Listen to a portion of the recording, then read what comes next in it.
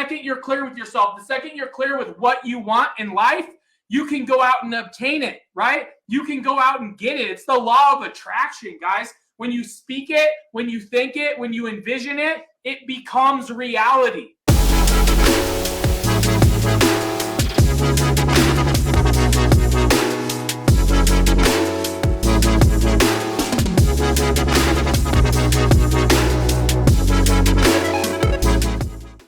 Those 3 steps, guys, are desire, right? Vision and action, right? So like when we think about it, we have to have desire. Like Josh Osborne had a desire to achieve anything. You need a burning desire, right? Vision. You got to make that vision so clear that all your fears kind of disappear, right? And then action. The action, right? The distance between what we desire and our new reality is the action that we're putting in every single day. So I want to touch base on those things with you guys here tonight, and maybe answer some questions here later. But for right now, I want to touch base on that. So desire. When I think about desire, guys, it's like a lot of you are like, hey, I'm having a hard time finding my desire. I'm having a hard time really understanding, and getting to that desire. And a lot of people go, well, think of your goals. Think of like all the big things you want to achieve. And I don't believe that alone is desire. I believe those things that we want to achieve come from the pains of our past, right? Real desire comes from the things like when I'm coaching each and every one of you, if I jump on a Zoom with you and you guys are having a hard time finding desire, I always say, well, what are the things in your life right now that are such a big pain, or maybe in your past? Joshua Osborne got to where he is today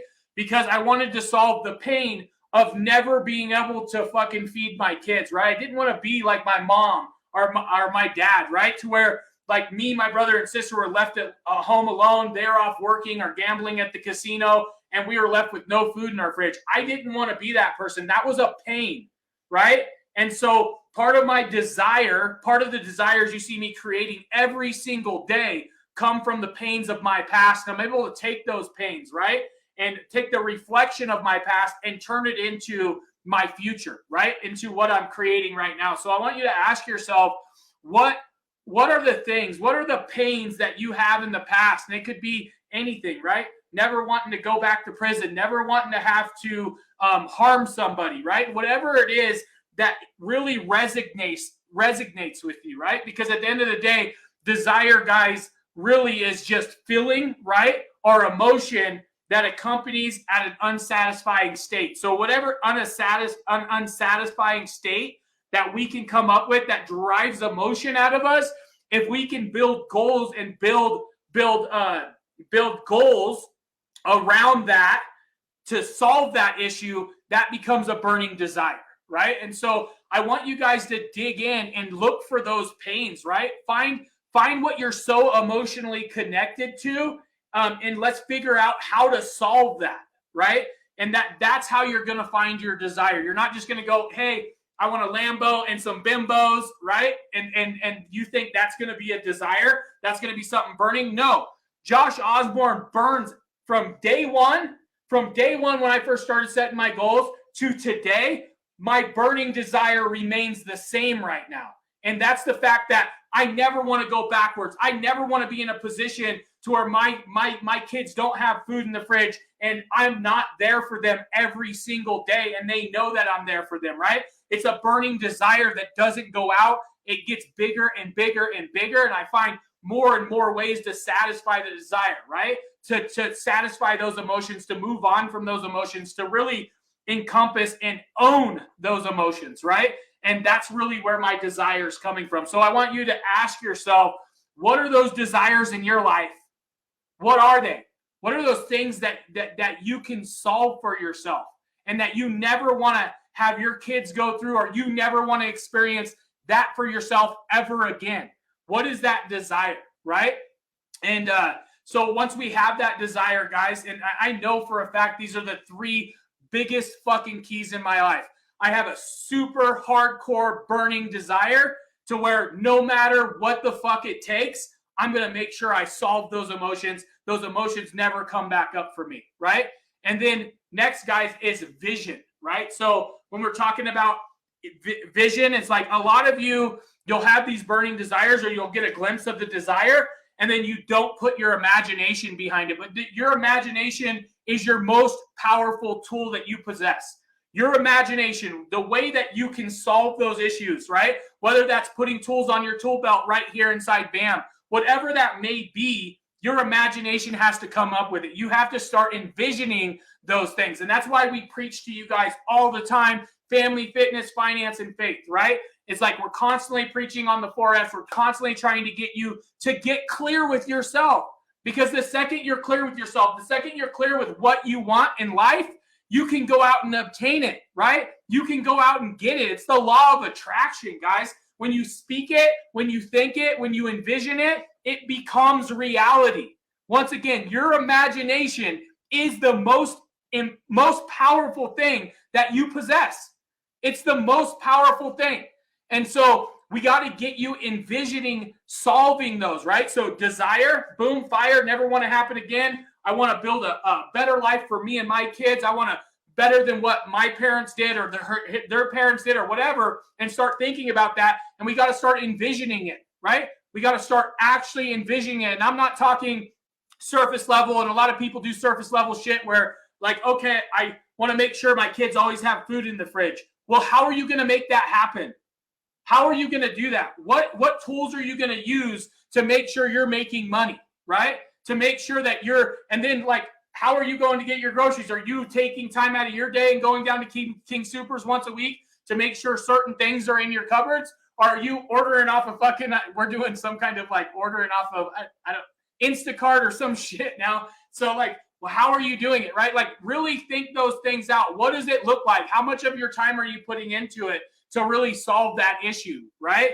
And so envisioning it is so important. Get super specific on what you want and how you're going to go get it.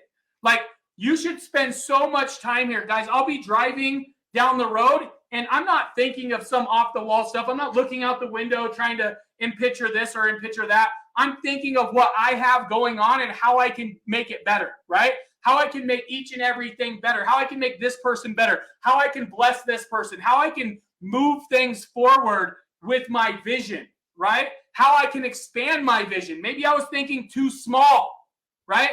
A lot of times we think too small. We don't think highly of ourselves. I know for me, I had a lot of self-doubt, right? Had a lot of insecurities. And so it's like solving that, creating those bigger visions, making them get bigger and bigger. Or maybe you went down the wrong road over here. And this happens all the time. I'll go down the wrong road. I'll start doing something that I think is going to be really great. And I realize it's not so great. And so what do? Try to finish it? No, I move on. I'm like, hey, that's not the best course of action. This is the best course of action. But by thinking about our visions and about thinking about our goals, and by having that strong desire where nothing and nobody can stand in our way, we will accomplish shit. But too often I see too many people going through life not thinking about their own goals, not envisioning a new reality for themselves, right? Or they're thinking too small, like Josh Osborne was, thinking too small to where if I didn't constantly step up my game, then I was stagnant. There was a couple years of my life to where like I would hit goals or I would get moving on something. And I thought at the time it was a large goal, right? I know when I set my $10,000 a month goal, I thought it was a super large goal and I hit that goal. And instead of immediately setting a higher goal because it was so easy, I sat in it.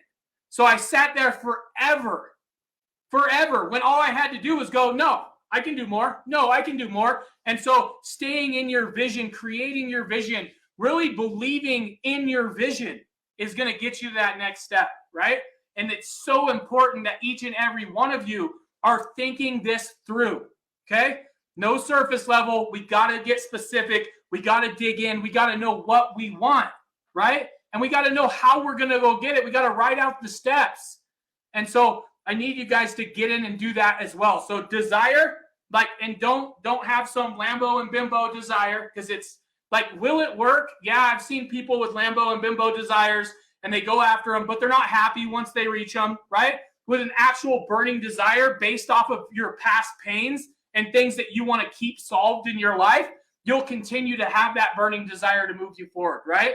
And then creating vision around that desire, creating vision for your life and what you can accomplish. And that just brings that law of attraction all together for you. Okay. And then last but not least is like, what are you going to act on? So now that you see it in your mind, right, it's time to hold it in your hand. And so like, you can't have the life or have a new reality unless you're going to put real time, real effort from real people, right, to learn new skills, make new things, and turn your thoughts and deeds into visions and inventions. Okay. So you have to be able to put in the work. Is essentially what that means is massive imperfect action at all times. So you might be putting these new skills on your tool belt, right? And you might have been told knowledge is power. Action is power. You taking that knowledge and putting action behind it and landing new customers and creating bigger and bigger visions for yourself, that's power. So you have to act on it, right? We can't just have a desire, create visions for ourselves, and sit on the couch. It's not going to work, right? And so we got to have that massive imperfect action, and we got to be focused on it at all times.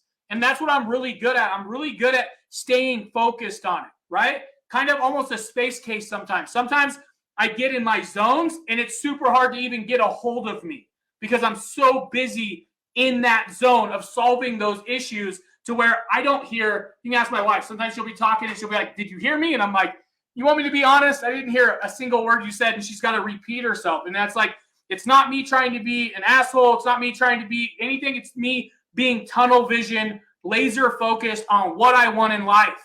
And that's what you must do as well. And then take that massive imperfect action every single day to hit it, right? You have to put the action behind it. So going through the 6 steps, right? This is a prime example. I hear a lot of people, "Hey, I went through the 6 steps." And I'm like, "Cool. Did you pick up the phone?" And they're like, "No." Okay. Well, getting that knowledge and learning the 6 steps, but not actually using it, not actually making cold calls, not actually shooting screencasts, not actually doing follow-ups doesn't build your bank account, right? And so you got to take the action necessary to create that new reality that you're all shooting for.